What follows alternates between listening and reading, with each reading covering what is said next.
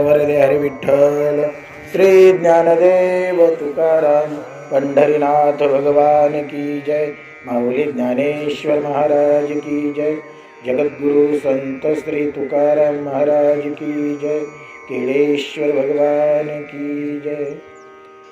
अलंकापुरी पुण्यभूमी पवित्र, जिथे नांदतो ज्ञान राजा सुपात्र, तया ठविता महापुण्य राशी। नमस्कार माझा सद्गुरु ज्ञानेश्वरांचे, नमो सद्गुरु तुकया ज्ञानदीपा, नमो सद्गुरु सच्चिदानंद रूपा, नमो सद्गुरु भक्त कल्याण मूर्ती, नमो सद्गुरु भास्करा पूर्ण कीर्ती। जयांचे केलिया स्मरण, होय सकळ विद्येंचे अधिकरण, तेची वंदो श्री चरण ते श्री गुरूंचे नमस्कार होण्यात। श्रद्धा वाल्लभते ज्ञानम, तत्पराः संयतेन्द्रियाः, ज्ञानं लब्ध्वा परां शांती, मचिरेनाधिगच्छति। माऊली महावैष्णव श्रीमंत श्री ज्ञानेश्वर भगवान आणि भगवान गोपाल श्रीकृष्णजींनी धर्मक्षेत्री कुरुक्षेत्रावर अर्जुनाला सांगितलेली श्रीमद भगवद्गीता आणि त्या गीतेवर ज्ञानेश्वर महाराजांनी ज्ञानेश्वरीच्या रूपानं सुंदर अशी केलेली टीका, त्या ज्ञानेश्वरीतील किंबहुना श्रीमद भगवद्गीतेतील 4था अध्याय आणि 4थ्या अध्यायामधील 39 नंबरचा श्लोक आजच्या या दुःखद प्रसंगी प्रवचन रूपी सेवेकरता निवडला। या श्लोकातून भगवान श्रीकृष्णांनी अर्जुनाला श्रद्धा आणि श्रद्धेमुळे प्राप्त होणारा परिणाम याच्याबद्दल अत्यंत महत्त्वाचं सांगावं। वास्तविक भगवान श्रीकृष्णांनी अर्जुनाला हृदयातलं गुह्यतम ज्ञान सांगितलं। गीता ही भगवंताच्या मुखातून जरी प्रगट झाली तरी ती त्यांच्या हृदयात वास करते। भगवंतांनी अनेक वेळा अर्जुनाला सांगावं, अर्जुना तुला मी माझ्या अंतःकरणातलं सांगतोय, आणि अंतःकरणातलं आपल्याच माणसाला, जवळच्या माणसाला सांगितलं जातं। ज्या अर्थी भगवंत अंतःकरणातलं अर्जुनाला सांगतायत त्या अर्थी अर्जुन भगवंताच्या अत्यंत निकटचा आहे। अर्जुनाच्या ठिकाणी जी श्रद्धा आहे त्या श्रद्धेला भगवंत यथायोग्य जाणतात, कारण परमेश्वर कुणाच्याही पारड्यात त्याची श्रद्धा पाहूनच माप टाकतो। जशी ज्याची श्रद्धा असेल ना तशी भगवंताची कृपा त्याच्यावर असते। आणि म्हणून अर्जुनाला भगवंताच्या हृदयातलं गुह्यतम ज्ञान प्राप्त झालं, त्याचं कारण आहे अर्जुनाची श्रद्धा ही तितकीच सक्षम आहे।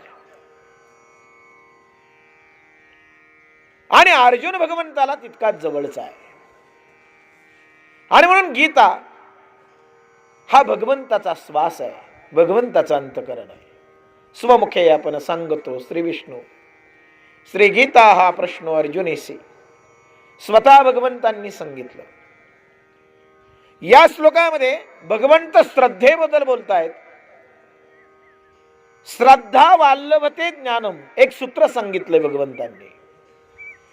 श्रद्धा वाल्लभते ज्ञानम, तत्पराः संयतेन्द्रिया, ज्ञानम लब्ध्वा परम शांती, मचिरेनाधिगच्छति। अर्थ काय याचा?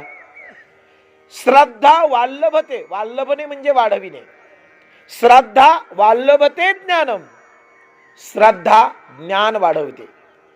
अर्थात श्रद्धेच्या पोटी ज्ञान जन्म घेतं।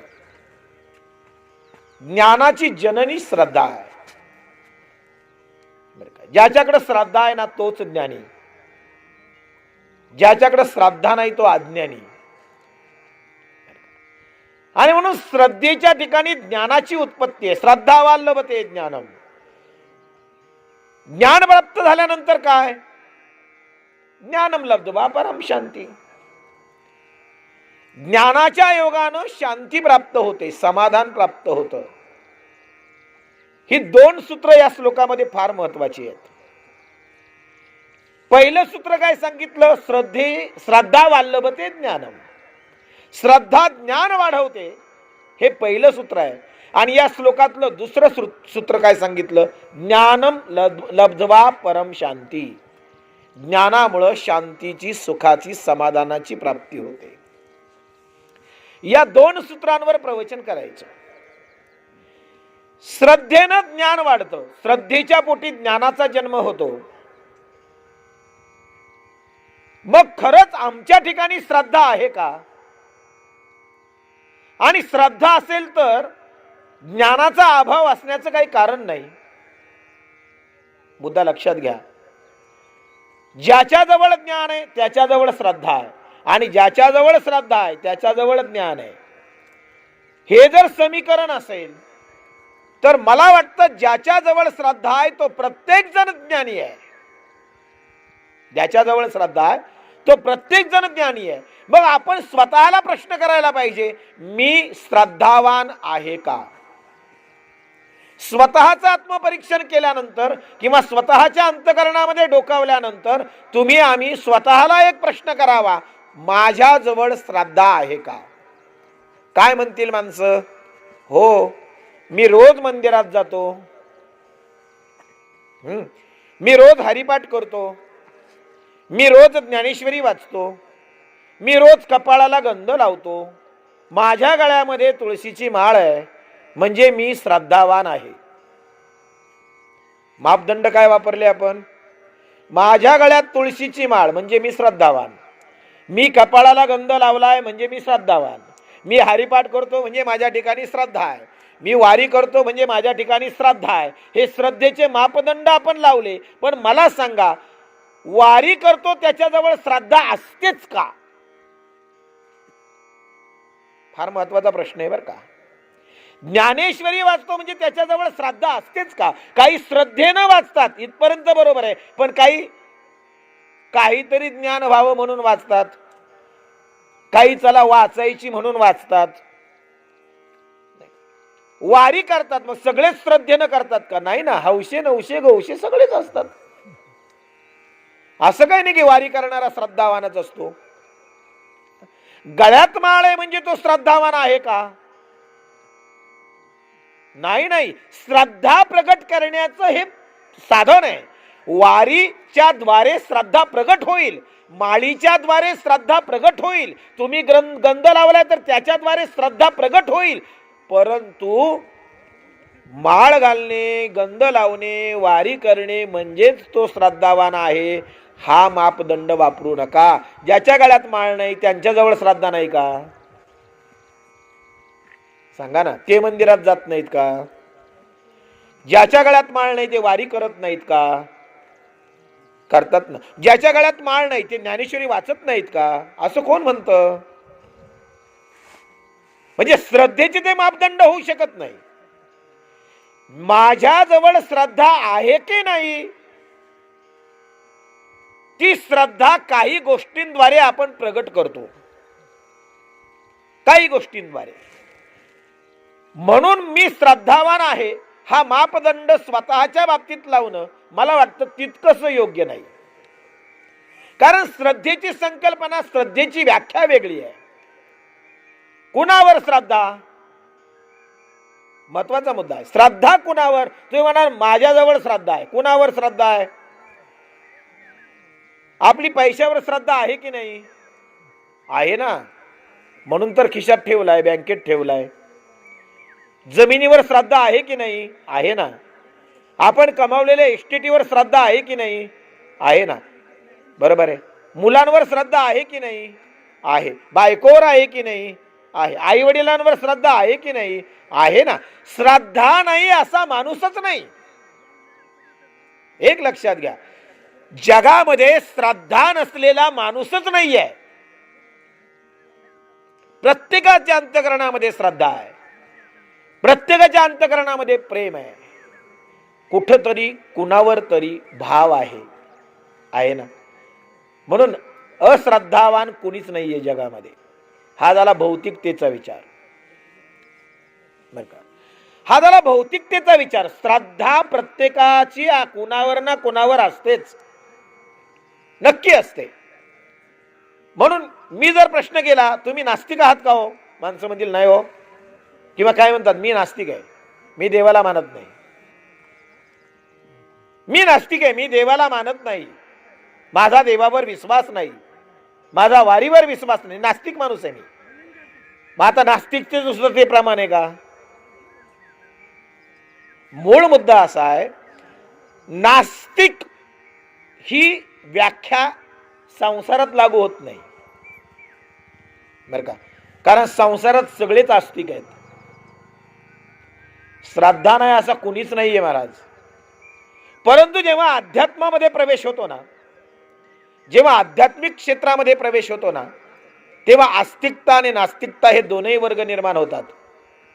परंतु त्या ठिकाणी श्रद्धा ही ज्या केंद्राभोवती फिरते, तो केंद्र म्हणजे भगवंत आहे. म्हणून व्याख्या निर्माण होतात. प्रवचन लक्षात येते का?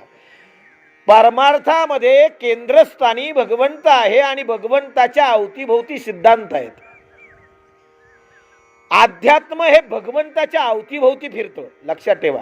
केंद्रस्थानी देव आहे आणि अध्यात्मामध्ये जेवढे काही सिद्धांत मांडले गेले, जेवढी काही तत्व मांडली गेली, ही सगळी भगवंताच्या संबंधानं मांडली. वेदांमध्ये जे काही ज्ञान आहे, त्या ज्ञानाच्या केंद्रस्थानी भगवंत आहे, देव आहे, आणि त्या देवाच्या अवतीभोवती तत्व निर्माण झाली वेदांची. उपनिषदांच्या ठिकाणी सुद्धा केंद्रस्थानी भगवंत आहे. अध्यात्मामध्ये केंद्र भगवंत आहे आणि संसारामध्ये विकेंद्रीकरण आहे, लक्षात घ्या. म्हणून संसारात एकावरच श्रद्धा नाहीये. घरावर आहे प्रेम आहे, बायकोवर आहे, मुलांवर आहे, पैशावर आहे, एकावरच नाही.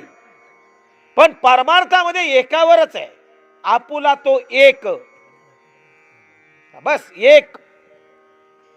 एकाविन दुसरं काहीच नाही परमार्थामध्ये, लक्षात ठेवा. म्हणून एकावर श्रद्धा तो परमार्थ आणि अनेकांवर श्रद्धा तो संसार. अगदी सोपी व्याख्या. बरं, याच्यामुळं काय होतं? अनेक ठिकाणी श्रद्धा ठेवली किंवा अनेकांवर प्रेम केलं तर मनाची चंचलता वाढते, भटकंती वाढते, मन चंचल होतं, स्थिर राहत नाही आणि त्याच्यामुळं समाधानाची, आनंदाची अनुभूती येत नाही. बरोबर. पळापळ जेव्हा आपण करतो ना, एखादा माणूस पळतोय आणि त्याला जर तुम्ही विचारलं, का रे तू आनंदी आहेस का? तो म्हणाल, बाबा दमून गेलोय मी, आणि आनंद कसला, घामाघूम झालोय आणि आनंदाचं काय विचारतोयस? धावपळीत कधी सुख मिळत नाही, लक्षात घ्या. जोपर्यंत तुम्ही धावतात ना, जोपर्यंत पळापळ आहे ना, तोपर्यंत सुखाची, आनंदाची अनुभूती येऊच शकत नाही. म्हणून संतांनी सांगितलं, ठाईच बैसोनी करा एक चित्त, आवडी अनंत आळवावा. एका जागेवर बसा, स्थिर व्हा आणि स्थिर अंतकरणानं परमेश्वराचं चिंतन करा. हा सिद्धांत सांगितलाय. मग एके ठाई बसायला का सांगितलं? पळापळ करू नका असं का सांगितलं? जेवढं तुम्ही पळाल तेवढे तुम्ही दुःखी व्हाल. जेवढी तुमची धावपळ आहे ना, तेवढं तुम्हाला दुःख आहे. खरं आहे की नाही? जेवढा तुम्ही पसारा वाढवाल ना, तेवढं दुःख होणार आहे. जेवढ्या तुम्ही वस्तू जमवाल ना, तेवढा त्रास होणार आहे. बघा ना तुम्ही, खरं आहे की नाही? जेवढ्या आपल्या अपेक्षा आणि आपल्या गरजा कमी असतील ना, तेवढी माणसं सुखी असतात. अपेक्षा, इच्छा आणि गरजा वाढल्या की सुख कमी होतं, दुःख वाढतं. हे प्रत्येकाच्या बाबतीत प्रत्येकाला अनुभव आहे त्याचा. म्हणून भगवंतांनी किंवा संतांनी काय सांगावं? मर्यादित मिळवा. मर्यादित मिळवा, मर्यादित कमवा. मुद्दा लक्षात येतोय ना? जीवन जगण्या इतपत कमवा. पैसा किती असावा? किती असावा? माणसं म्हणतील किती असावा. म्हणजे अगदी बँकेत 5 करोड रुपये तरी म्हणतो नाही रे, अजून 5 एक वाढले पाहिजेत. अपेक्षा वाढते. मग ते 5 करोड वाढवण्यासाठी आमची धावपळ सुरू होते. आणि धावपळ वाढली की दुःख. कारण कमावण्यासाठी, मिळवण्यासाठी धडपड करावी लागते. संसारामध्ये जे आम्ही पळतोय ना, एक सांगू का तुम्हाला, विकेंद्रीकरण झालं श्रद्धेचं, आणि श्रद्धेचं विकेंद्रीकरण झाल्यामुळं त्या ठिकाणी स्थिरत्व प्राप्त होत नाही. संसारात कुणीही स्थिर नाही. मुळात संसारच स्थिर नाही. परिवर्तन हा संसाराचा नियम आहे. बदल होतो सतत, कंटिन्युअस, नेहमी कंटिन्यू बदल आहे. या सेकंदाला सुद्धा माझ्यात बदल झाला, तुमच्यातही झाला. परिवर्तन सेकंदा सेकंदाला आहे, क्षणाक्षणाला परिवर्तन आहे. जग स्थिर नाहीये बिलकुल. आपल्याला वाटतं मी बसलेलो जरी असलो तरी आपल्यातही परिवर्तन होतंय. आपल्या आयुष्यातला एक एक सेकंद कमी होतोय ना. बसलेलो असलो तरी आयुष्य कमी होत चाललंय ना. सेकंदा सेकंदानं, दिवसा दिवसानं, महिन्या महिन्यानं आयुष्य काय होतंय? कमी होतंय ना. मग आम्ही जरी बसलोय तरी आम्ही स्थिर आहोत का? आम्ही चालतोय. आम्ही जरी बसलेलो असलो तरी आमचं चालणं सुरू आहे. कुणाकडे आमची धाव आहे? कुणाकडे चाललोय? मृत्यूकडे चाललोय. प्रत्येक जण मृत्यूकडे चाललाय, बसलेला असला तरी. आता या क्षणाला सुद्धा मी पळतोय, तुम्हीही पळतात, सगळेच पळतात. म्हणून संसारात पळापळ आहे, धावपळ आहे. म्हणून स्थिरत्व कुठं मिळतं तर ते अध्यात्मामध्ये. परमार्थ स्थिरत्व देतं. आणि स्थिरत्व आलं की शांती आणि समाधानाची प्राप्ती होते. संतांनी संसार बाजूला करावा. तुकोबारायांनी देहूतून बाहेर निघावं आणि दूर भंडारा डोंगरावर एकांतात जाऊन बसावं. मग ते एकांतात का बसले? लौकिक आला, सामाजिक जीवन आला, तुकोबारायांनी काही कालावधीनंतर सोडलं. ठीक आहे. आणि ते एकांतामध्ये राहू लागले, एकांतात बसू लागले, नामस्मरण करू लागले. मग त्यांनी एकांत का स्वीकारला? सामाजिक जीवन बाजूला का केलं? सांसारिक जीवन त्यांनी बाजूला केलं. होतं का तुकोबारायांचं संसाराकडे लक्ष? नव्हतं ना. एक क्षण असा आल्यानंतर तुकोबारायांनी संसार सुद्धा बाजूला केला. ते स्वतः म्हणतात संसाराच्या नावे किंवा वाहू हा संसार देवा पायी. संसाराला देवाच्या पायी वाहिलं म्हणजे संसाराची जबाबदारी देवावर टाकली. बघ आता जसं होईल तसं बघ, तुला जसं जमेल तसं कर. आणि तुकाराम महाराज एकांतामध्ये गेले. मग एकांत का? एकांतात स्थिरत्व आहे. एकांतात स्थिरत्व आहे. एका जागेवर जाऊन बसले, स्थिर झाले. आणि स्थिर झाल्यानंतर काय होऊ शकतं? तुकोबारायांनी आपल्या जीवनातून दाखवलं. वैकुंठाला सदेह गेले. असं नाही की त्यांना मुलं बाळ नव्हती, संसार नव्हता. होता ना, होता. पण त्यात किती गुंतावं आणि स्वतःला किती वाहून घ्यावं हा फार महत्वाचा मुद्दा आहे. आम्ही संपूर्ण आयुष्य संसारासाठी समर्पित केलं, संपूर्ण आयुष्य.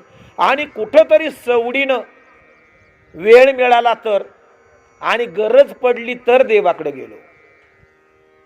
खरंय ना.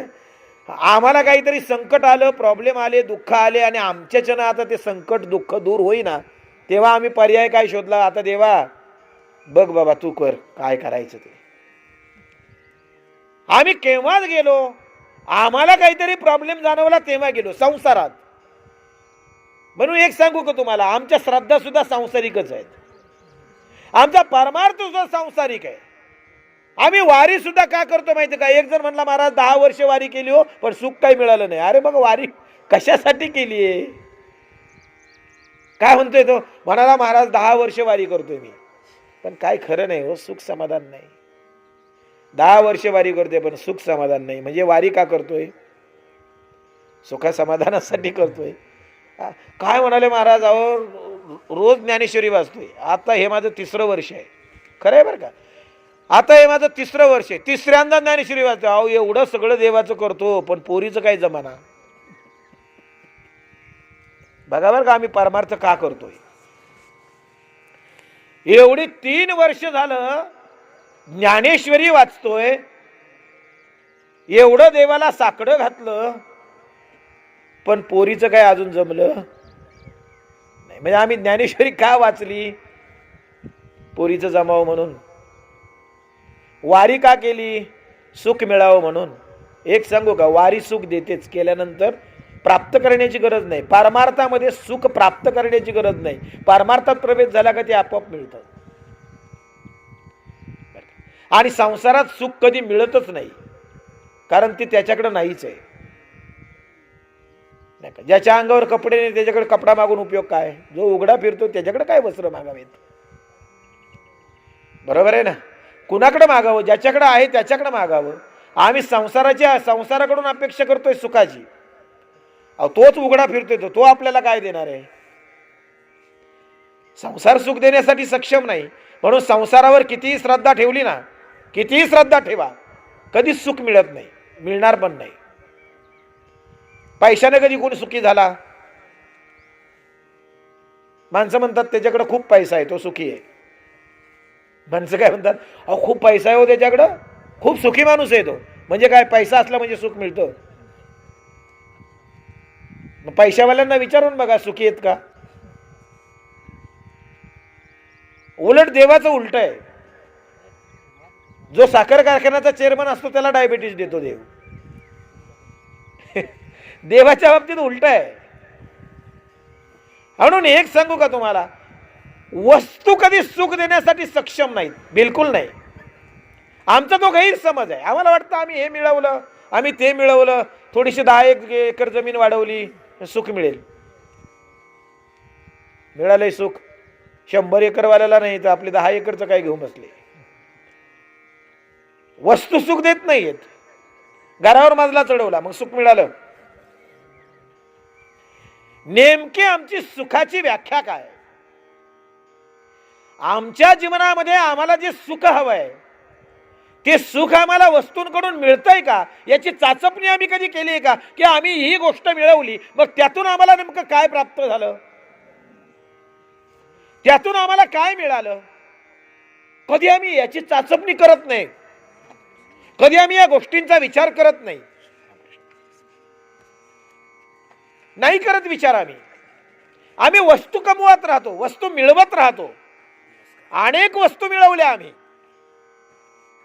पण वस्तू मिळवून सुखी झालाय असा एकही जीव नाही, एकही माणूस नाही.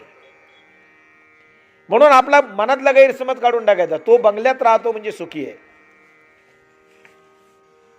आणि तो झोपडीत राहतो म्हणून दुःखी आहे. आपल्याला असं वाटतं नाही नाही हो, त्याच्याकडे अभाव आहे वस्तूंचा, झोपडीमध्ये राहतो, बिचारा दुःखी आहे. कशावरून? सुख आणि दुःख या गोष्टी वस्तूंवर आणि संसारावर अवलंबून नाही आहेत, त्या अंतःकरणाच्या भूमिकेवर अवलंबून आहेत. तुमच्या अंतःकरणाची भूमिका काय?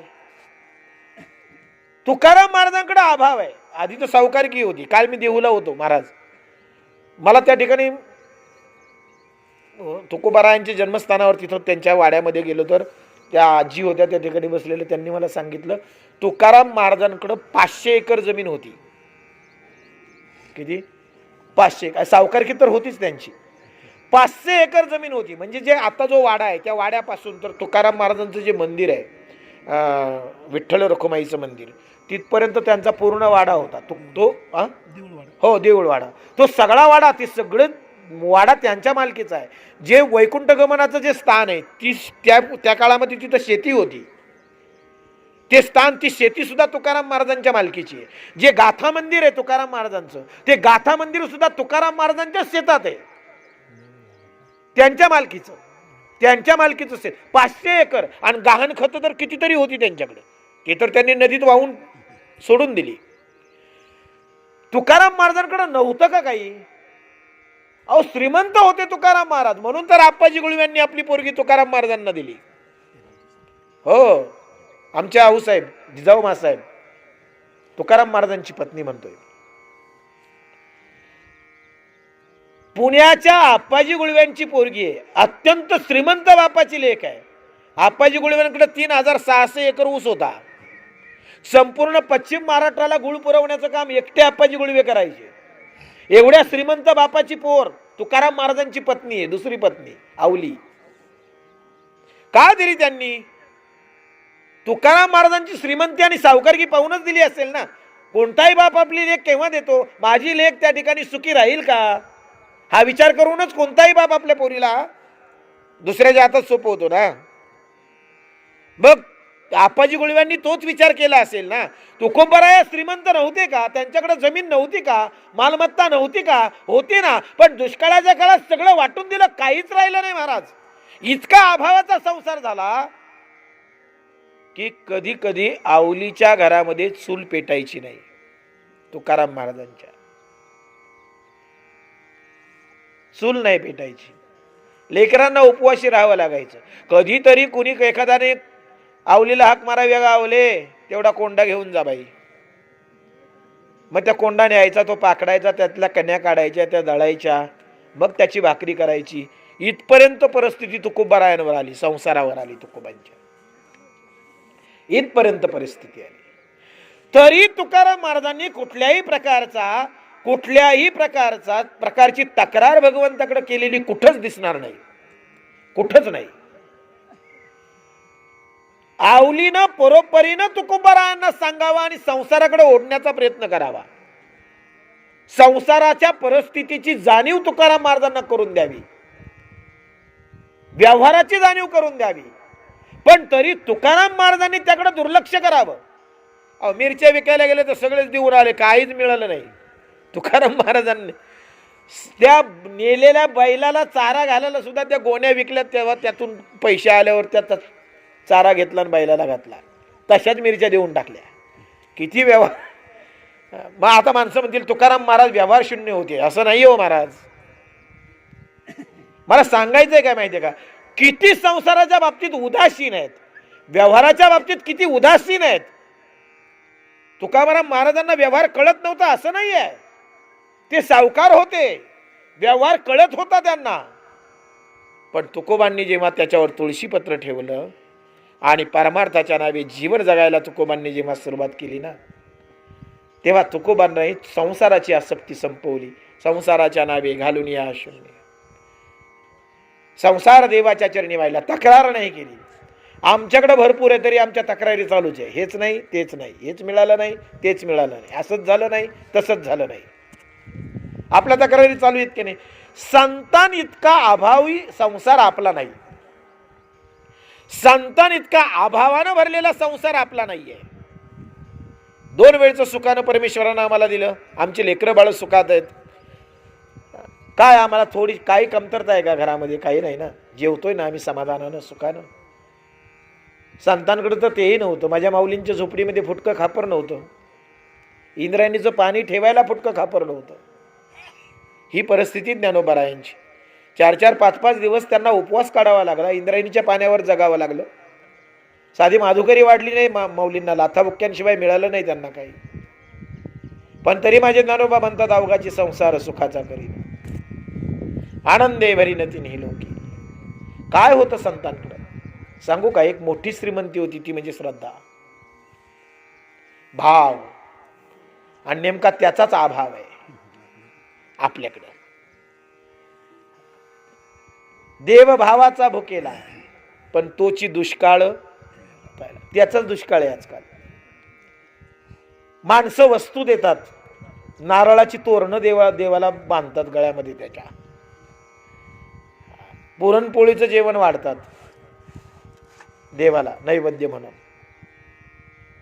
दानपेटीमध्ये पैसा आहे म्हणून पैसेही टाकतात. पण ते देण्याच्या मागे भाव काय? तो भाव, ती श्रद्धा फार महत्वाची. पत्रम पुष्पम फलम तोयम जरी सांगितलं तरी त्याच्या मागे भाव महत्वाचा आहे.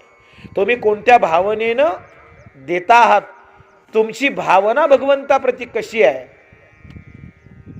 या गोष्टीचं मूल्यमापन परमेश्वर करतो आणि त्या तोडीत भगवंत देतो. हे लक्षात ठेवा. आम्हाला जे काही प्राप्त झाले ना ते आमच्या श्रद्धेनुरूप प्राप्त झाले, प्रारब्धानुरूप प्राप्त झाले. एक तर प्रारब्धाचा भाग आहे, दुसरा श्रद्धेचा भाग आहे. म्हणून काहीही प्राप्त होतंय ना जीवनामध्ये, त्याच्या मागे काहीतरी कारण आहे. विनाकारण काहीच प्राप्त होत नाही. लक्षात ठेवा. मला ही गोष्ट विनाकारण मिळाली नाही, नाही विनाकारण नाही, काहीतरी कारण आहे. कारणाशिवाय काही घडत नाही. आणि म्हणून एक लक्षात ठेवा, सुंदर श्लोक या ठिकाणी मी श्लोकाचं उच्चारण पुन्हा करतोय. श्रद्धा लभते ज्ञानम. श्रद्धा ज्ञान वाढवते. श्रद्धेनं ज्ञानाची प्राप्ती होते. नवे नवे श्रद्धेच्या पोटीच ज्ञान जन्म घेतं. मुद्दा लक्षात घ्या. म्हणून श्रद्धा हवी की नको हा प्रश्नच उद्भवत नाही. श्रद्धावान प्रत्येक आहे, फक्त श्रद्धा कुणावर हवी हा महत्वाचा मुद्दा आहे. घरावर हवी, पैशावर हवी, जमिनीवर हवी, इस्टेटीवर हवी की देवावर हवी. आणि एक सांगू का, भगवंत सोडून इतर कोणत्याही वस्तूवर अथवा व्यक्तीवर जर तुम्ही प्रेम कराल तर तुम्हाला रडावं लागेल. हा सिद्धांत आहे. रडावंच लागेल. पश्चाताप होणार म्हणजे होणार. एका भगवंताशिवाय जर तुम्ही कोणत्याही वस्तूवर आणि व्यक्तीवर प्रेम कराल तर ती वस्तू आणि ती व्यक्ती तुम्हाला दुःख दिल्याशिवाय राहणार नाही. म्हणून तर आम्ही दुःखी आहोत. किती छाती ठोकपणे प्रश्न विचारतात संत. जगी सर्व सुखी कोण आहे? जगामध्ये सर्व सुखी असा कोणीच नाही, होऊच शकत नाही. त्याचं कारण आहे आमच्या श्रद्धेचं विकेंद्रीकरण झालं. आमचं मन चंचल आहे, एका ठिकाणी स्थिर नाहीये, पळापळ आहे, धावपळ आहे. म्हणून जेव्हा श्रद्धा स्थिर होते ना तेव्हाच ज्ञानाची प्राप्ती होते. हा सिद्धांत आहे. श्रद्धा स्थिर झाल्याशिवाय ज्ञानप्राप्ती नाही आणि ज्ञानप्राप्तीशिवाय सुख आणि समाधानाची प्राप्ती नाही. म्हणून पुढे शब्द सूत्र फार सुंदर आले, ज्ञानम लब्ध्वा परम शांती. हो, ज्ञानाशिवाय शांती नाही. गुरु तेथे ज्ञान, ज्ञानी आत्मदर्शन, दर्शनी समाधान अति जैसे. ज्ञानेश्वर महाराज काय सुंदर सूत्र सांगतायत. गुरु तेथे ज्ञान आणि ज्ञानी आत्मदर्शन. ज्ञान कोणतं? ज्यानं आत्मदर्शन घडतं ते ज्ञान, बाकी सगळं अज्ञान. हा, ते ज्ञान पैगाबर वे. ते ज्ञान कोणतं? ज्यानं आत्मदर्शन घडतं ते ज्ञान. आणि आत्मदर्शनाचे संकेत काय? दर्शनी समाधान. जो समाधानी आहे त्याच्याकडे आत्मदर्शनाचा लाभ आहे. आणि आत्मदर्शन ज्ञानाशिवाय होत नाही आणि ज्ञान श्रद्धेशिवाय प्राप्त होत नाही. सूत्र आहे. श्रद्धेनं ज्ञान, ज्ञानानं आत्मदर्शन आणि आत्मदर्शनानं समाधान. हे सूत्र आहे. आणि म्हणून कुठंच आमचा ट्रॅक कुठे आहे, आमची चाल कुठं चालली आहे ते आम्ही जरा बघावं. आम्ही समाधानी का नाही आहोत? माणसं म्हणतील अहो नाही हो, आमच्याकडे श्रद्धा आहे, आम्ही जातो की मंदिरामध्ये, आम्ही करतो देवाचं दर्शन, रोज जातो मी मंदिरात, मग मला कुठं सुख मिळालंय? मी कुठं सुखी आहे? अहो करतो ना मी वारी, दरवर्षी करतो, पण मला सुख कुठं आहे? मुद्दा असा नाही. वारी करणं इथपर्यंत मर्यादित नाही. वारी जरूर करा, पण ती कोणत्या भावनेनं आणि किती श्रद्धेनं हा भाग महत्वाचा आहे. ज्ञानेश्वरी वाचा जरूर, पण ज्ञानेश्वरी केवळ वाचणं आणि भाव धरून या वाची ज्ञानेश्वरी याच्यात फरक आहे. नुसतं पारायण. एक जण कालच भेटला, म्हणला महाराज 25 वेळा वाचली असेल मी कदाचित, 25 वेळा. वारकरी संप्रदायाचं कौतुक सांगू तुम्हाला. तुकोबारायांचा गाथा मुखोद्गत असणारी माणसं आहेत वारकरी संप्रदायात. ज्ञानेश्वरीच्या 9000 ओव्या मुखोद्गत असणारी माणसं आहेत वारकरी संप्रदायामध्ये. केवढं मोठा परमार्थ आहे की केवढं मोठं कौतुक आहे. अहो काही माणसं अशी, म्हणजे आता काही माणसं अशी आहेत की उलटा गाथा म्हणतात. उलटा उजळणी कशी उलटी म्हणतो आपण, 100, 99, 98, 97, आपण तरी चुकू, 100 पासून 1 पर्यंत जर उलटा आला तर 1-2 वेळा तरी चुकू, पण काही माणसाची गाथा उलटा बोलतात. मग काय पाठांतर असेल महाराज, काय अभ्यास असेल त्याचा. पण एक सांगू का, ज्ञानेश्वरी मुखोद्गत असणं वेगळं आणि भाव धरून या वाचणं वेगळं. कृपा केव्हा होईल, भाव धरून या वाची ज्ञानेश्वरी, तेव्हा कृपा करी हरी तयावरी. शेवटी कृपेसाठी श्रद्धेचीच गरज आहे. हा मुद्दा नीट लक्षात ठेवा. कृपेसाठी श्रद्धेची गरज आहे. आणि श्रद्धा कुणावर, तर एक परमेश्वरावर श्रद्धा, तेव्हा सुखाची प्राप्ती आहे, तेव्हा समाधानाची प्राप्ती आहे.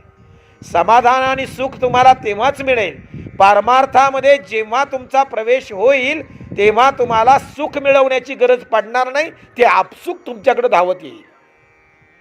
हे पारमार्थिकाला विचारा. कर्ज काढून दुसऱ्याकडून उसणं पासणं करून आमचा वारकरी दरवर्षी वारीला जातो. का जातो, काय मिळालं त्याला. एक वेळ काम बाजूला ठेवतो, राहू द्या ते काम नंतर बघू, मला वारीला जाऊ द्या. का बरं वारीला जाऊ द्या, काय मिळालं काय वारीला. ऊन वारा पाऊस, वेळेवर जेवण नाही. बरं रोज दिवसभर चालायचं, 16, 17, 18, 20 किलोमीटर, 22 किलोमीटर चालायचं, पायाला फोड येतात, एवढा सगळा त्रास. मग मिळालं काय, काय मिळालं सांगू का. या सगळ्याच्या परिणामात जो आनंद मिळतो ना, त्याची किंमत या गोष्टीत होत नाही. भाग गेला, सीन गेला, अवघा झाला आनंद. ही अनुभूती वारकऱ्याची आहे. हा फार महत्वाचा भाग आहे. वारकऱ्याला काय मिळतं, वारीला गेल्यानंतर वारकऱ्याचा अनुभव काय, तो स्वतः सांगतोय. भाग गेला, सीन गेला, अवघा झाला आनंद. त्या आनंद प्राप्तीसाठी त्याची वारी आहे. आणि आनंद आणि सुख हे ज्ञानाशिवाय आणि श्रद्धेशिवाय प्राप्त होऊ शकत नाही. म्हणून मुद्दा फार महत्वाचा आहे. श्रद्धा वाल्लभते ज्ञानम तत्पराः संयतेंद्रियाः ज्ञानम लब्ध्वा परम शांती मचिरेनाधिगच्छति. ज्ञानाच्या ठिकाणी शांतीची प्राप्ती आहे. म्हणजे ज्याच्याजवळ आम्ही ज्या अर्थी अशांत आहोत, मुद्दा लक्षात घ्या, आम्ही ज्या अर्थी अशांत आहोत त्या अर्थी आमच्याकडं ज्ञान नाही. उलट सूत्र मांडायचं. सूत्र काय सांगितलंय, ज्ञानम लब्ध्वा परम शांती. ज्ञानानं शांती प्राप्त होते. आणि जर आम्ही अशांत आहोत तर आमच्याकडं ज्ञान नाही. सूत्र उलट केलं की नाही. उलट सूत्र झाल्यावर काय तयार होत आहे, आम्ही शांत नाही आहोत, आम्ही सुखी नाही आहोत, आम्ही समाधानी नाही आहोत, म्हणजे आमच्याकडं ज्ञान नाही. माणसं म्हणतील काय बोलता हो, तो MA PhD आहे. माणसं काय होते, अहो ज्ञान कसं नाही, MA PhD झाला आहे. मला सांगा, MA PhD झाला म्हणजे तो ज्ञानी झाला का.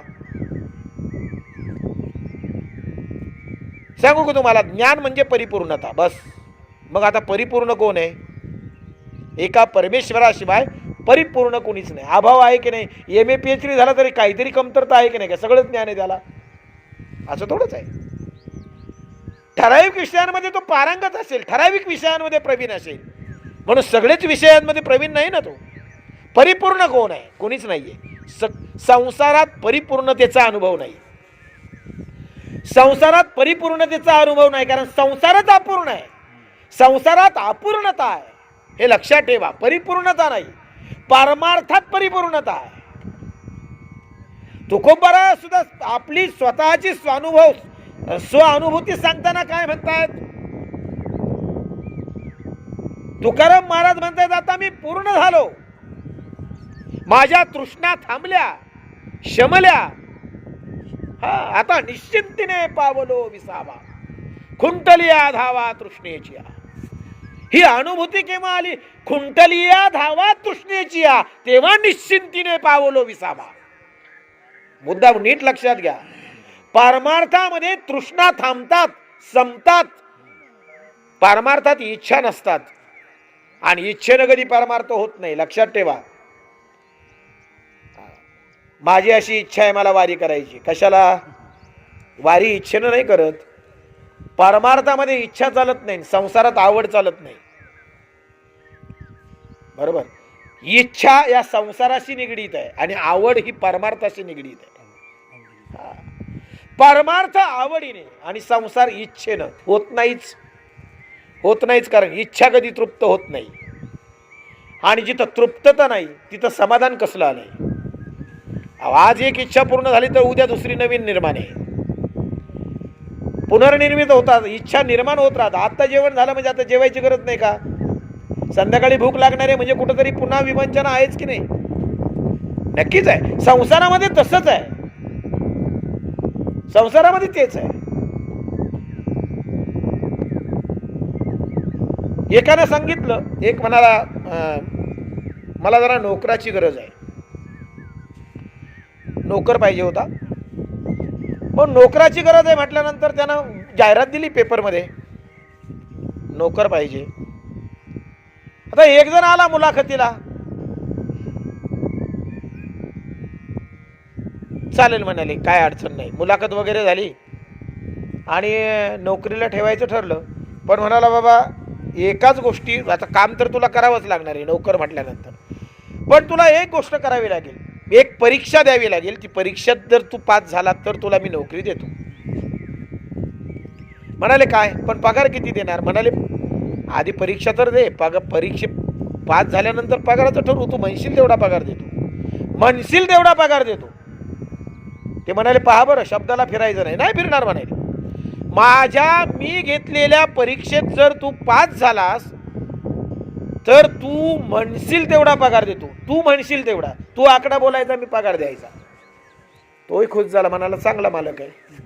परीक्षा काय? काय म्हणाले? सोपी परीक्षा आहे, अगदी सोपी परीक्षा आहे, फार अवघड सुद्धा नाही. पेपर अवघड नाही, सोपी आहे. मग काय करायचं? काय नाही म्हणाले, समोर घराच्या पुढे ते तळं दिसतंय ना, तिथं जा. तुला जेवढ्या बेडक्या सापडतील तेवढ्या घेऊन ये. बेडक्या जेवढ्या सापडतील तेवढ्या घेऊन ये. म्हणाले ते काय करायचं आणून? काय नाही म्हणाले, ते घेऊन ये आणि मग पुढं काय करायचं मी सांगतो. हा दिवसभर त्या तळ्यावर गेला आणि ते बेडक्या, चांगली अर्धी पिशवी बेडक्या जमवल्या त्याने. संध्याकाळचा घरी आला, म्हणाला चला आता काय? म्हणाले आता पेपर. म्हणाले कोणता? म्हणाले काय नाही, एक तराजू आण, एवढ्या बेडक्या मला रात्रभर मोजून दाखव, उद्या सकाळी तू म्हणशील तेवढा पगार तुला. फक्त अर्धी पिशवी बेडक्या रात्रभरात मोजून दाखवायच्या. क्लिअर कट वजन झालं पाहिजे, वजन काट्यावर. अर्धा किलो आहेत का, 1 किलो आहेत का, 2 किलो आहेत, मला मोजून दाखव. हा, सुट्ट्या मोजून दाखवायच्या, सुट्ट्या मोजायच्या. त्या असं ठेवायचं पारड्यातून मोजायच्या. तो म्हणला काय एवढं सोपं? घेतला तर अजून बसला मोजायला. आता बेडकं टाकली एका जागेवर थोडंच राहते, ते पटकन पारड्यातून उडी मारायची. अहो रातभर नुसते बेडक्यात मोजत राहिला, अर्धी पिशवी बेडक्या रात्रभर मोजून झाल्या नाही. कशा होतील? एकेनं उडी मारली, ती उचलून आत टाकतो तर दुसरी उडी हाणायची. ती उडी मारलेली परत पारड्यात टाकतो तर दुसरी उडी हाणायची. आमचं तसंच आहे. एक इच्छा पूर्ण करावी की दुसरी आलीच समोर, ती पूर्ण करावी की ती आलीच. तृप्तता कधी मिळणार? समाधान कधी मिळणार? आम्ही स्थिर कधी होणार? त्या बेडक्यांप्रमाणे आमच्या इच्छा आहेत, त्याच्याप्रमाणे आमचं चाललंय. म्हणून आमच्याकडे स्थिरत्व नाहीये, हे लक्षात घ्या. म्हणून आम्ही ज्या अर्थी आनंदी नाही, समाधानी नाही, म्हणजे आम्ही ज्ञानी नाही. ज्ञानाची व्याख्या फार वेगळी आहे. ज्ञानोबांनी एका शब्दात सांगितलं, ज्ञानी आत्मदर्शन. बस, ज्ञान तेच जे आत्मदर्शन घडवतं, बाकी सब अज्ञान आहे, बाकी सगळं अज्ञान आहे. लक्षात घ्या. म्हणून कोणी कितीही जास्त शिकला ना तरी तो ज्ञानी आहे असा त्याचा अर्थ होत नाही. मला एक सांगा, MA PhD झालाय, मग त्या MA PhDच्या ज्ञानाच्या योगानं भगवत प्राप्ती होईल का? नाही होऊ शकत, तर ते ज्ञान नाही. हा, त्यानं भाकरी मिळू शकते. MA PhDचं ज्ञान तुम्हाला भाकर देईल, तुम्हाला नोकरी देईल, पैसा देईल, पण देव नाही देऊ शकत. आणि जे देव प्राप्त करून देऊ शकत नाही ते ज्ञान नाही. ज्ञानाचं लक्षणच भगवत प्राप्ती, भगवत अनुभव आहे, आत्मदर्शन आहे. आणि म्हणून आम्ही सगळेजण अज्ञानात गणले गेलो.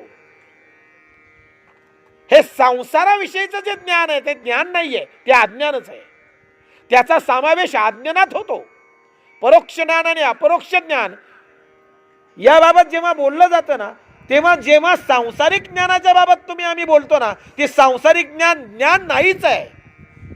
एखादा म्हणतो त्याला सगळ्या देशांचं नॉलेज आहे, हो, कोणत्याही देशाबद्दल त्याला विचारा, सगळी माहिती सांगतो. अमेरिकेबद्दल सांगतो, फ्रान्सबद्दल सांगतो, सगळी माहिती सांगतो. त्याला खूप ज्ञान आहे. ते ज्ञान नाही, ती माहिती आहे. मुद्दा नीट लक्षात घ्या. ज्ञानामध्ये आणि माहितीमध्ये फरक आहे. ज्ञान वेगळं आणि माहिती वेगळी. आम्हाला जगाबद्दल माहिती आहे, आम्हाला माहिती आहे, ज्ञान नाही. आणि एक सांगू का, ज्याला ज्ञान होतं ना त्याच्याकडे सांगायला शिल्लक नसतं काही.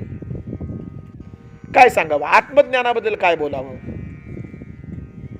ज्याला आत्मदर्शन झालं ना, तो झालेलं दर्शन शब्दात व्यक्त करू शकत नाही. पांडुरंगाचं दर्शन झालं, वारकरी काय म्हणतो, किती आनंद झाला. मग आता मोजून सांगता येतो का? काय सांगावं म्हणाले महाराज, काय सांगावं, इतका आनंद आहे. जिथं शब्द कुंठित होतात ना, ते ज्ञान हे शब्दात प्रकट होत नाही, होऊ शकत नाही. माहिती शब्दात प्रकट होते. तुम्ही असलेली माहिती शब्दात मांडू शकता, पण ज्ञान कधी शब्दात व्यक्त करता येत नाही. ती अनुभूती, ज्ञान ही अनुभूती आहे. हा, शब्दविहीन संवाद आहे. तो संवाद आहे, शब्दाशिवायचा संवाद आहे. लक्षात घ्या. म्हणून ज्ञान आणि त्याच्याबद्दल संवाद होऊ शकत नाही. काही गोष्टी अशा आहेत त्या संवादाशिवाय असतात. परमार्थामध्ये असे काही अनुभव असतात का ते संवादात व्यक्त होत नाहीत, ते शब्दांमध्ये व्यक्त होत नाही, ते भाषेमध्ये व्यक्त होत नाहीत. परमार्थातल्या अनुभवांना भाषा नसते. बरं का, दर्शन झालं ना, माझ्या वारकऱ्याच्या डोळ्यात जेव्हा पाणी येतं ना, ते शब्दात नाही वर्णन होऊ शकत. का रे बाबा तुझ्या डोळ्यात पाणी आलं? तो एकच शब्द म्हणतो, मला दर्शन झालं, मला माझा मायबाप दिसला, माझ्या पांडुरंगाचं दर्शन झालं. ते अश्रू डोळ्यात असतात ना, ती अनुभूती आहे. ती शब्दात नाही सांगता येऊ शकत. ज्ञानेश्वरी वाचता वाचता काही माणसं ढसा ढसा रडतात. तो जो भाव आहे की ज्ञानेश्वरी वाचताना तुझ्या डोळ्यात पाणी का आलं बाबा, तो जो अंतकरणामध्ये निर्माण झालेला जो भाव आहे ना, तो भाव शब्दात नाही व्यक्त होऊ शकत. ती अनुभूती आहे आणि ती अनुभूती स्वतःलाच अनुभवायला मिळते. आणि म्हणून म्हटलं, परमार्थामध्ये जे सुख आहे, जे आनंद आहे, जे समाधान आहे, ते शब्दात व्यक्त होत नाही, ते संसारात मिळत नाही. सांसारिकतेमध्ये तो अनुभव नाही. आमच्याकडे फक्त विवंचना आहेत, समस्या आहेत, दुःख आहे, त्रास आहे. याच्या पलीकडे आम्ही काय कोणतं गठुडं घेऊन वावरतो नेहमी. जरी आमच्या डोक्यावर आता सध्या काहीच नसलं दृश्य स्वरूपात, तरी अदृश्य स्वरूपात आमच्या डोक्यावर अनेक विवंचनांचं, समस्यांचं, दुःखांचं ओझं आहे. प्रत्येकाच्या डोक्यावर ओझं आहे. हा, भले ते ओझ्यामध्ये वस्तू वेगवेगळ्या असतील, समस्या वेगवेगळ्या असतील, समस्यांचं स्वरूप वेगवेगळं असेल, पण आहेत की नाही प्रत्येकाला. ते गाठोडं जोपर्यंत तुम्ही फेकत नाही ना, काय झालं, आम्ही नाही त्याची घेता शिरी न हा होईल दुरी निज पंत. काय झालंय, नको ते डोक्यावर घेऊन फिरतो आम्ही, नको त्या विवंचना. बरं, आम्ही काळजी केली, चिंता केली, काय फरक पडेल? काय फरक पडतो? काही नाही ना. संसारात आपल्यामुळे काहीही फरक पडत नाही. बऱ्याच माणसांचा गैरसमज असतो, मी नसलो तर कसं होईल. काय होत नाही. काय माणसांचं, बरेच माणसं म्हणतात, अहो मी जर नसलो ना तर कसं व्हायचं, मला काही कळत नाही. काही होत नाही.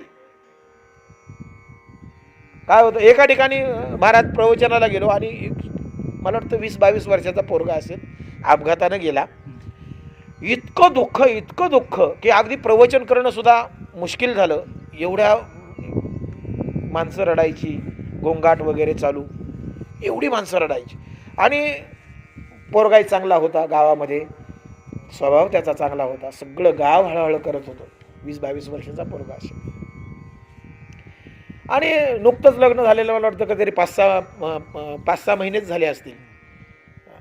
आणि पोरगा गेला अपघातानं सगळं गाव हळहळायचं. सगळे नातेवाईक, त्याची पत्नी, त्याची आई, त्याचे वडील, सगळा गोंगाट.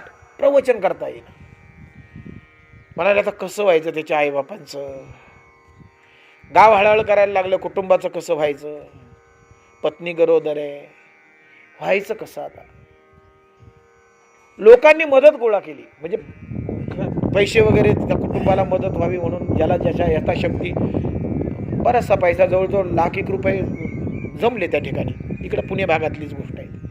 1,00,000 रुपये तरी नक्की जमले असतील त्या कुटुंबाला मदत म्हणून. आणि सगळ्या माणसांनी अगदी ती परिस्थिती पाहून माणसांना वाटलं नाही मदत केली पाहिजे या कुटुंबाला. इतकी हळहळ. आणि योगायोगानं महाराज दुसऱ्या म्हणजे पुढच्या वर्षी त्याच गावामध्ये प्रवचनाची योग आला. आणि मला तो प्रसंग आठवला की ते मागे मी आलो होतो तुमच्या गावामध्ये. त्या मुलाच्या बाबतीत असं घडलं होतं. मग ते कुटुंबाचं काय, त्याच्या आहे काय नाही हो म्हणे, सगळं व्यवस्थित चाललंय. काय नाही म्हणे, सगळं व्यवस्थित चाललंय. त्याची पत्नी अनुकंपाच्या याच्यावर त्याच्या जागेवर सर्व्हिसला लागली. आणि आता काय नाही, तिला मुलगा झालाय आणि चाललंय सगळं व्यवस्थित आहे म्हणे, काय नाही. हा म्हटलं एवढं मागच्या वर्षी गोंगाट, एवढा गोंधळ. आणि कसं व्हायचं कुटुंबाचं, कसं व्हायचं आईवडिलांचं. अहो म्हणाले महाराज, जग का कोणासाठी थांबतं का. म्हणजे आपल्या प्रत्येकाचा गैरसमज असतो. प्रत्येकाला वाटतं माझ्याशिवाय यांचं चालणारच नाही, माझ्याशिवाय कोणाचं काही. एक सांगू का तुम्हाला, आपल्या वाचून काहीही अडत नाही. अहो रामकृष्णादी अवतार झाले, त्याच्या वाचून जग थांबलं नाही. सांगा ना, रामही झाला, कृष्णही झाला म्हणून जग रहाटी थांबली आहे का.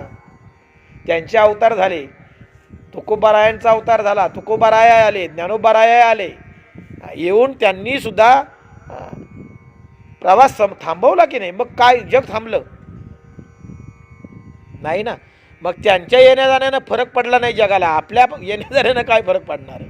म्हणून गैरसमज काढून टाका. काही नाही महाराज, आपल्या वाचून कोणाचंही काहीही अडत नाही. 4 दिवस माणसं रडतात, 8 दिवस रडतील, महिनाभर रडतील, 6 महिने रडतील. वर्षानंतर त्याच घरात जाऊन बघा, भिंतीवर लावलेल्या फोटोवरची धूळ झटकायला सुद्धा माणसांना वेळ नसतो. हो, खरं सांगतोय मी. भिंतीवर लावलेल्या फोटोवरची धूळ झटकायला माणसांना बघू नंतर आता काय वेळ आहे का एवढा. फोटो म्हणजे सांगायचं तात्पर्य काय, जग कुणासाठी थांबत नाही. गैरसमज मनातून काढून टाका. माझ्याशिवाय कसं होईल, काही होत नाही, सगळं चालतं व्यवस्थित, सगळं होतं. आणि म्हणून आपण आपले करावे स्वहित. आपलं हित कशात आहे, आपला उद्धार, आपण का आलो, कशासाठी आलो, आपल्या जीवनाचा उद्देश काय, आपल्याला काय कमवायचं आहे, या गोष्टींचा विचार होणं फार गरजेचं आहे. आत्मपरीक्षण करत नाहीत माणसं. आत्मपरीक्षण फार महत्वाचं आहे. स्वतःकडे डोकावणं फार महत्वाचं आहे. मी करतोय त्यातून माझा फायदा काय. माझा आई वडिलांचं तुम्ही जरूर करा, मुलाबाळांचा सांभाळ करा, आई वडिलांची सेवा करा.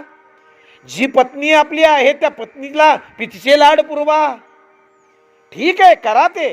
पण हे सगळं करत असताना कुठंतरी स्वहिताचा विचार होणं आवश्यक आहे. तो स्वहिताचा विचार आपण जोपर्यंत करत नाही, आम्ही दुसऱ्यांच्या हिताचा विचार, आम्ही हित जाणलं पण कोणाचं, स्वतःचं. आपुल्या हिता जो असे जागता, धन्य माता पिता. ते हित कोणतं सांगितलं तुकोबांनी. त्या आत्महिताच्या ठिकाणी जोपर्यंत आम्ही जागत नाहीत तोपर्यंत बाकीच्या हितांना अर्थ नाहीये. लक्षात घ्या, आम्ही का जगतो हे आम्हाला जोपर्यंत याची जाणीव होत नाही ना, तोपर्यंत आयुष्य व्यर्थ चाललंय महाराज. नुसतं जगायचं म्हणून जगायचं, चाललंय म्हणून चाललंय. बाकीचे, हो रामकृष्ण स्तंभवतो, बाकीचे जगतायत तसं आपण जगत राहायचं. हा जो साचेबंदपणा आहे ना, तो कुठंतरी जुगारून आम्ही कुठंतरी आता आमच्या स्वतःच्या हिताच्या ठिकाणी जागं होणं, त्याची जाणीव स्वतःमध्ये निर्माण करून त्याच्यासाठी प्रयत्नशील होणं अतिशय आवश्यक आहे.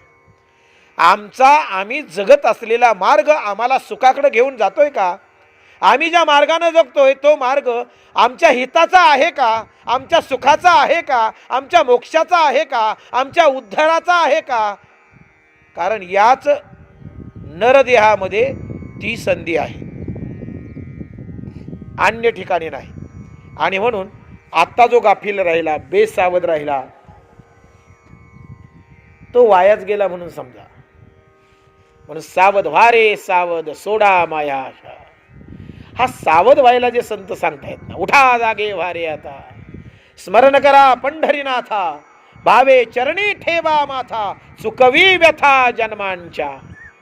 हे का सावध व्हायला सांगतात, का जाग व्हायला सांगतात? ते जागे जोपर्यंत आम्ही होत नाही ना, तोपर्यंत आम्हाला वास्तव कळणार नाही, तोपर्यंत आमच्या जीवनाचा अर्थ आम्हाला कळणार नाही. आणि म्हणून एक करा, श्रद्धावान होण्याचा प्रयत्न करा. श्रद्धेतून ज्ञानाची प्राप्ती होईल आणि ज्ञानातून शांती आणि सुखाची, समाधानाची प्राप्ती होईल. असं सुंदर सूत्र या ठिकाणी भगवंतांनी सांगितलं. तरी आत्मसुखाची या गोडिया, विटे जो का सकळ विषया, जयाच्या ठाई इंद्रिया मानू नाही. जो मनासी चाडण सांगे, जो प्रकृतीची केले नेघे, जो श्रद्धेचे निसंभोगे, सुखिया झाला. तयाचे गिवसीत ते ज्ञान पावे निश्चित, जया माझी अचुंबित शांती असे, ते ज्ञान हृदयी प्रतिष्ठे आणि शांतीचा अंकुर फुटे. काय ओव्या आहेत मौलींच्या. मग विस्तार बहु प्रगटे आत्मबोधाचा तक्षणी त्याच वेळेला. मग जेवती वास पाहिजे, तेवती शांतीची देखिजे, तेथ आपपरू नेनिजे निर्धारिता. ऐसा हा उत्तरोत्तरू ज्ञानबीजाचा विस्तारू, सांगता असे आपरू परी असो आता. असो आता कितीतरी विस्तार सांगितला. ज्ञानयोग आहे, 4था अध्याय. ज्ञानेश्वर महाराजांच्या ओव्या अतिशय अतिशय दैदिप्यमान कवित्व. ओवे वाचल्यानंतर अर्थ सहज लक्षात येतो. म्हणून ज्ञानानं शांतीची प्राप्ती होते. ते ज्ञान प्राप्त करण्यासाठी आम्ही श्रद्धावान व्हावं आणि सांसारिक श्रद्धा बाजूला ठेवून आपुला तो एक देव करून घ्यावा. आणि याच्यासाठी भगवंतावर श्रद्धा. म्हणून एक वाक्य मगाचं पुन्हा एकदा तुम्हाला आठवून देतो. परमेश्वराशिवाय इतर कोणत्याही वस्तूवर अथवा व्यक्तीवर तुम्ही श्रद्धा ठेवाल तर रडावंच लागेल, पश्चाताप करावाच लागेल. आणि म्हणून दुःख नको असेल तर आम्हाला परमार्थाकडे वाटचाल करावी लागेल, भक्तिमार्गाकडे वाटचाल करावी लागेल. आणि भक्तीमध्ये परमार्थामध्ये प्रवेश झाला की सुख आणि शांती आपसुक मिळते. मिळवण्याची आवश्यकता नाही. संसारात मिळवावं लागतं आणि परमार्थात फक्त अनुभवायचं असतं. एवढाच फरक आहे. असो, आज आपण सर्वजण या ठिकाणी, मला नाव नाही आलं त्यांचं, स्वात्मके देवे येणे वाग्यज्ञे तोषावे, तोषोनी मज द्यावे पसाय दान हे. जे खळांची व्यंकटी सांडो, तया सत्कर्मी रती वाढो. भूता परस्परे पडो, मैत्र जीवांचे. दुरिताचे तिमिर जाओ, विश्वस्वधर्म सूर्ये पाहो. जो देवांशील तो तेला हो, प्राणी जात. वर्षत सकळ मंगळी, ईश्वर निष्ठांची मांदियाळी. अनवरत भूमंडळी, भेट तू भूता. चला कल्पतरूंचे आरह, चेतना चिंतामणींचे गाव. बोलते जे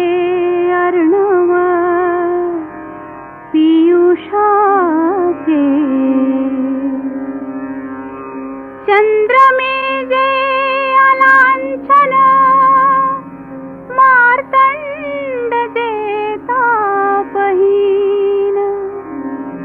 ते सर्वाही सदा सज्जन सोय रे हो तू किंबहुना सर्व सुखी पूर्ण होनी तिही लोकी भजिजो आदि पुरुषी अखंडित आणि ग्रंथोपजीविये विशेषी लोकीये दृष्टादृष्ट विजये